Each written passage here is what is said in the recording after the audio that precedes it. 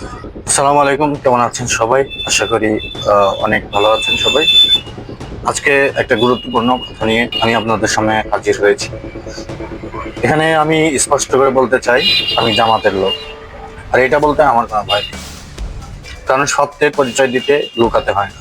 ন্যায়ের পথে চললে মাথা নিচু করতে হয়। আজ অনেক মানুষ মনে মনে ভয় পায়, দল পরিচয় দিলে কি হবে, দাঁড়িপাল্লায় ভোট চাইলে সমস্যা হবে কিনা। আমি আপনাদের সামনে খুব জোর গলায় বলছি, ভয়ের কোনো কারণ নেই। ভয় দেখিয়ে রাজনীতি টেকে না। জুলুম দিয়ে দেশ চলে না। এই দেশ কোনো ভয়ভীতির দেশ নয়, এই দেশ সাহসী মানুষের দেশ। আমি আবারও পরিষ্কার করে বলছি, আমরা কোনো দলকে ভয় পাই না, কারণ আমাদের শক্তি পেশিতে নয়, আমাদের শক্তি হলো আদর্শ, সততা আর জনগণ সমর্থন। আপনি যদি জামাতকে ভালো মনে করেন, তবে সেটা বলতে ভয় পাবেন কেন?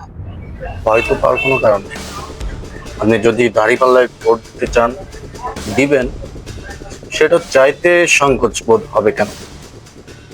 ভোট চাওয়া তো কোনো অপরাধ না, নিজের পছন্দ প্রকাশ করা কোনো অপরাধ না।